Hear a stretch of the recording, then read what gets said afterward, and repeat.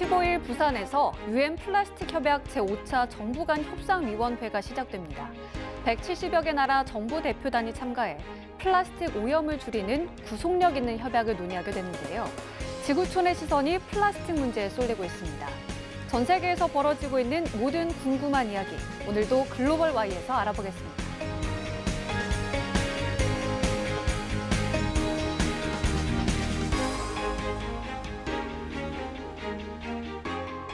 일상에서 편리하게 사용하는 플라스틱이 우리 환경에 심각한 영향을 미친다는 사실 많이 들어보셨을 겁니다. 특히 플라스틱 쓰레기는 처리 과정에서 환경오염을 유발하고 또 바다로 들어가면 해양 생태계도 심각하게 파괴하는데요. 특히 아프리카 케냐에서는 앞발을 고정하는 플라스틱 슬리퍼가 해양 쓰레기 중 가장 큰 비중을 차지합니다. 이 폐 슬리퍼를 예술작품으로 재탄생시켜 환경 정화는 물론 지역 경제에도 적지 않게 기여하는 사회적 기업이 있어 주목받고 있습니다. 신동욱 리포터가 전해드립니다. 아름다운 풍경을 자랑하는 드넓은 해변. 자세히 보니 강과 하천을 따라 밀려온 각종 플라스틱 폐기물이 눈에 띕니다. 특히 많이 발견되는 건 앞발을 고정하는 형태의 슬리퍼들입니다. 케냐 인근 바다에서만 매월 폐 슬리퍼 약 90톤이 발견되고 있습니다.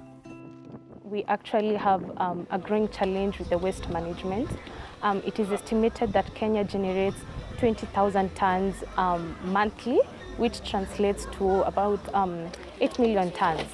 And out of this, the plastic waste is about 10 to 24%, which is not recycled. It ends up in landfills, open dump sites, and often in the oceans. 정부도 해결하기 어려운 폐 플라스틱 문제를 지난 2006년부터 독특한 방식으로 해결하는 사회적 기업이 있습니다. 다채로운 색감과 독특한 모양을 가진 이 예술작품들 모두 버려진 슬리퍼들로 만든 겁니다. 목공 조각가들이 작품을 만들고 남은 조각들은 매트리스 자재로 활용하는 등 쓰레기를 100% 재활용하고 있습니다. 매주 1톤 넘는 폐 슬리퍼가 예술품으로 재활용돼 동물원과 수족관, 박물관에서 판매되고 있습니다. I'm a flip-flop artist. Now I'm making an elephant.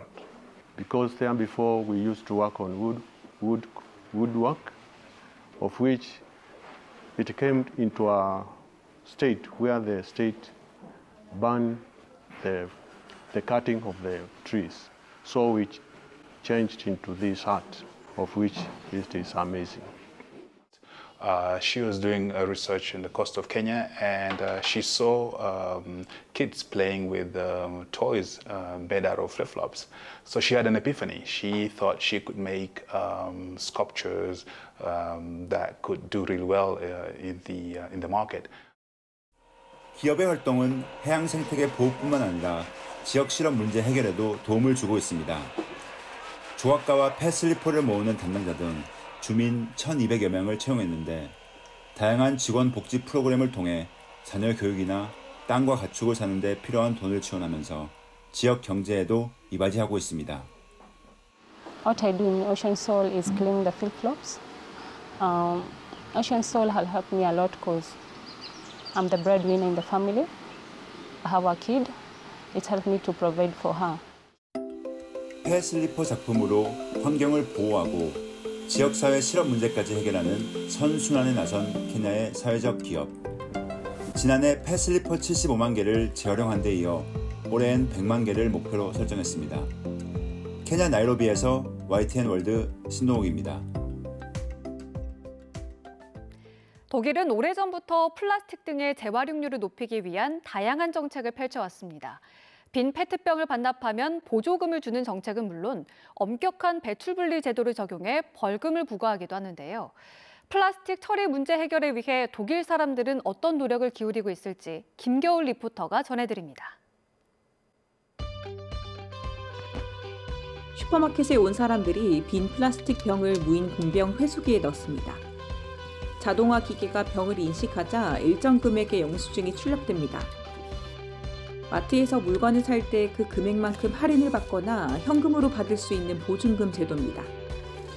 독일은 이런 빈병 보조금 제도를 통해 쓰레기 재활용률을 지난 2002년 56%에서 약 18년 만에 67%까지 끌어올렸는데 유럽연합뿐만 아니라 전 세계에서 가장 좋은 결과입니다.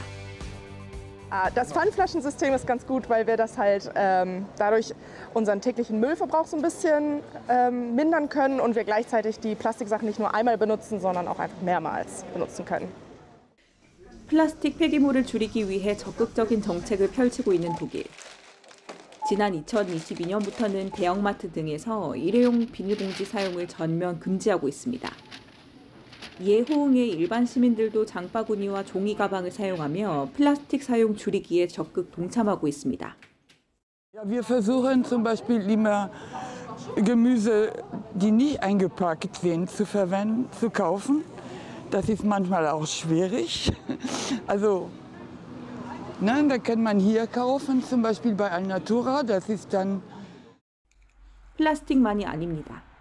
독일은 모든 폐기물 처리와 분리배출에 엄격한 규정을 적용하는데 음식물과 종이, 플라스틱, 유리를 철저히 분리배출하고 위반이 적발될 경우 최대 5,000유로, 우리 돈 약 750만 원의 벌금이 부과되는 등 강력한 처벌이 따릅니다.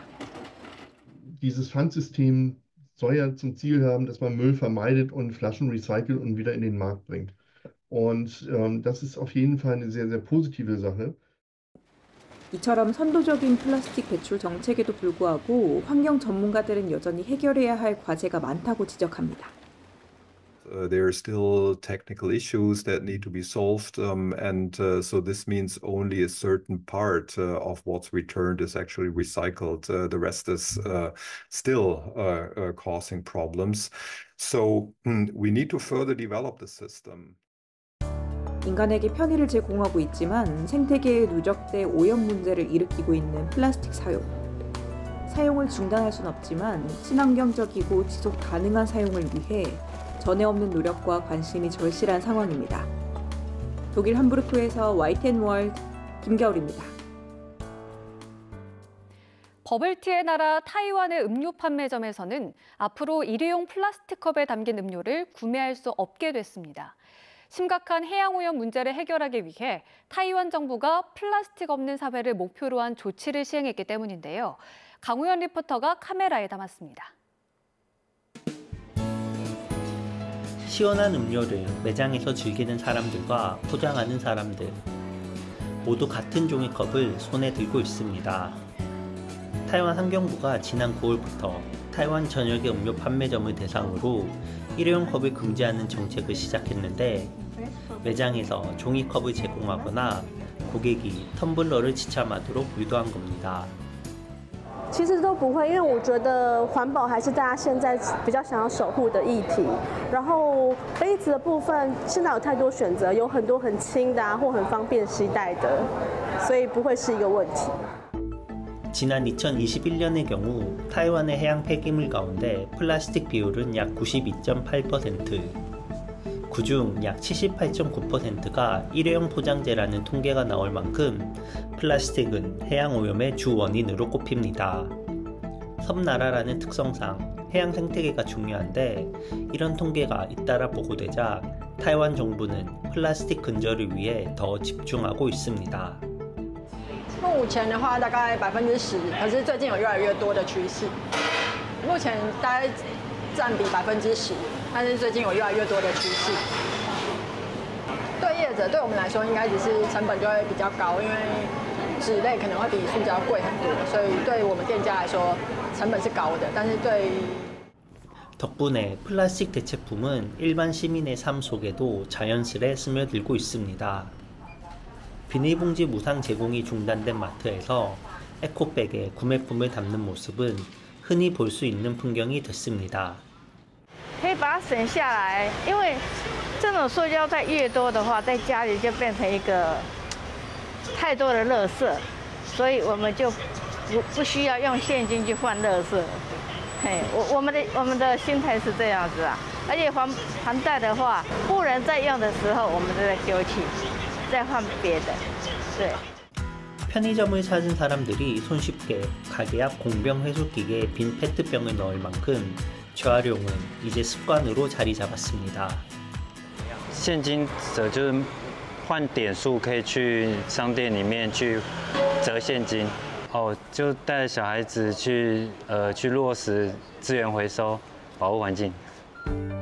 타이완 정부는 오는 2030년 제로 플라스틱 사회를 목표로 단계적인 규제와 제도를 개선해간다는 방침입니다. 하지만 시장과 거리 상점에 만연한 비닐봉지 사용 문제는 여전히 해결해야 할 과제로 남아 있습니다. 타이완 타이베이에서 YTN 월드 강호연입니다. 앞서 전 세계에서 플라스틱을 줄이기 위한 다양한 해법을 고민하고 실천하는 모습을 살펴봤는데요. 플라스틱 처리 문제는 단순히 소비자가 사용을 줄이거나 재활용하는 차원을 넘어 국가와 기업이 나서 생산과 소비를 함께 고민해야 해법을 찾을 수 있다고 합니다. 자원순환사회경제연구소 홍수열 소장에게 플라스틱 문제에 대한 자세한 얘기 들어봤습니다. 함께 보시죠.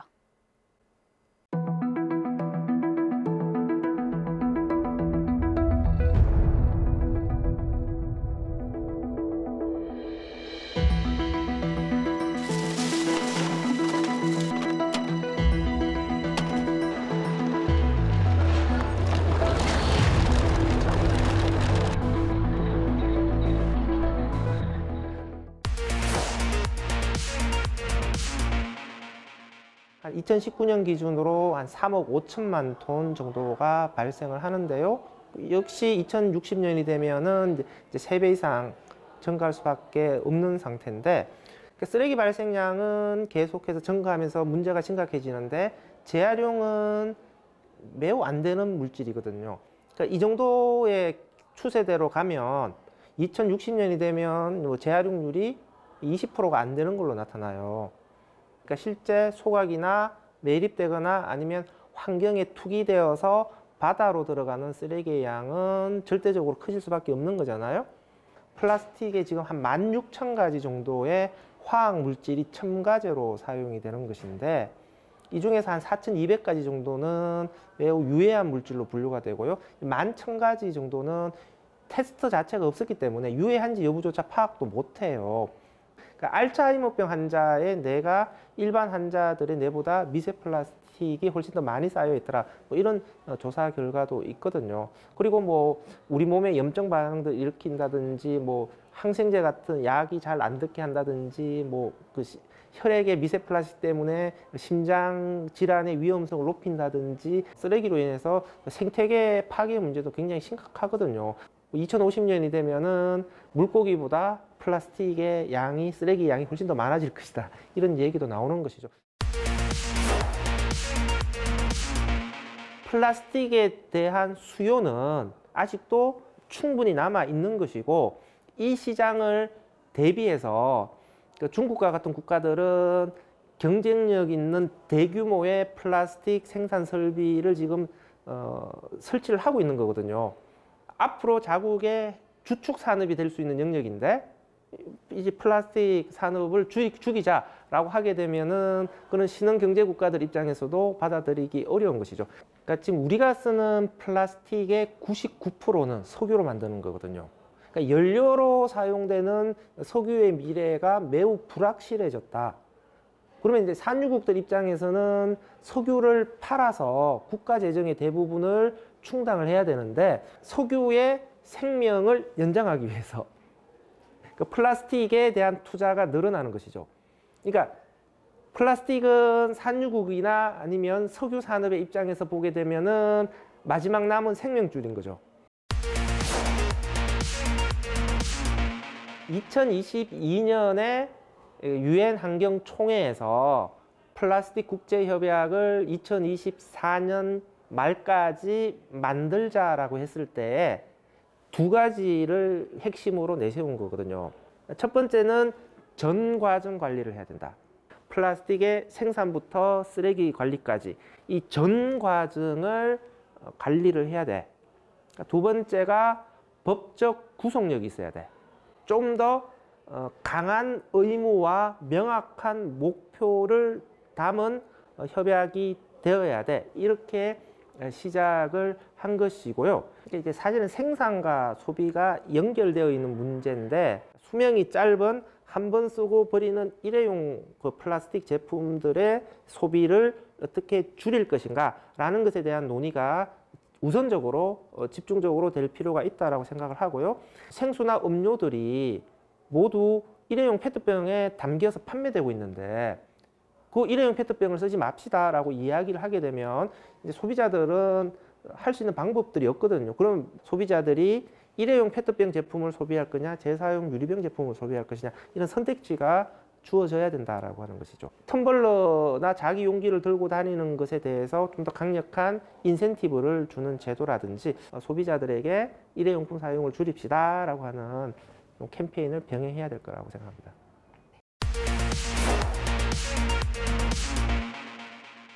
현실적으로는 우리 소비 생활에서 플라스틱을 100% 줄일 수는 없어요. 좀 장기적인 관점에서 대안들을 어떻게 찾아갈 것인가 이런 노력들을 하자라고 하는 것이고 국가 단위에서도 여러 국가들이 모두 힘을 합치는 국제 협약을 통한 좀 질서가 필요한 것이죠.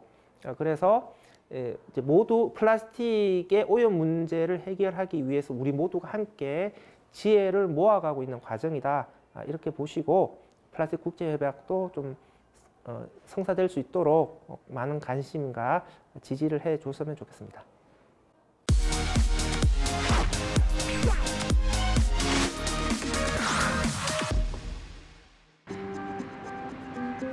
이탈리아 극단이 대한민국 최초이자 아시아 여성 최초로 노벨문학상을 수상한 소설가 한강의 대표작 채식주의자를 연극 무대에 올렸습니다.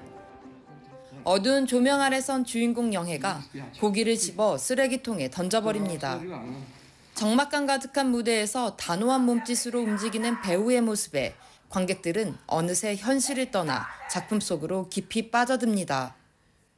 C'est une découverte surtout d'une très belle langue en fait, une très belle écriture, je trouve. 약 2시간에 걸쳐 진행된 공연. 원작의 강렬한 감정선과 섬세한 서사가 무대 위에서도 밀도 있게 구현됐습니다. 한강 작가의 소설을 읽으면서 연극 무대에 올릴 날만 고대했다는 연출가 데플로리안 씨는 관객들이 극장에 나서는 순간 깨달음을 얻을 수 있기를 기대한다고 전했습니다. Many person come to the theater with their life, their problem, happiness or unhappiness. But I hope that when they go out of the theater, they are going to ask some question, not only about the show, but also about their life. 극단 측은 파리 공연에선 프랑스 관객을 위해 프랑스어 자막을 준비했습니다. 시적이고 실험적인 소설의 언어를 표현하기 위해 인물들의 몸짓을 다양한 방식으로 연출하는 데에도 적지 않게 공을 들였습니다. 완성된 무대는 언어와 문화를 초월해 관객들에게 깊은 예술적 교감을 선사하기에 충분했습니다. Et là, vraiment, que ça soit un texte coréen, mais fait par, mise en scène par une italienne et tout, c'est intéressant de voir comment elle s'approprie le texte à sa manière. 연극 무대뿐만이 아닙니다. 한강 작가의 노벨문학상 수상을 계기로 한국 문학에 대한 반응이 커지면서 특별 한국 도서전도 마련됐습니다. 저희가 한강 작가님의 노벨문학상 수상을 기념하면서 한강의 기적이라는 전시를 준비하게 되었습니다. 그래서 한강 작가님의 작품 세계와 세계관을 소개하는 코너도 만들었고, 동시에 세계에서 각광받고 있는 작가님, 동시에 세계에서 각광받고 있는 한국 문학 작품들을 다양하게 소개함으로써 이번 공연을 통해 소설 채식주의자는 문학의 경계를 넘어 무대 예술로 거듭나며 관객들에게 깊은 울림을 선사했습니다. 한강 작가에 대한 뜨거운 관심을 계기로 앞으로도 한국 문학이 세계에서 더욱 사랑받을 수 있기를 기대합니다. 프랑스 파리에서 YTN-월드 정주윤입니다. 글로벌 Y 오늘 준비한 소식은 여기까지입니다. 시청해주신 여러분 고맙습니다.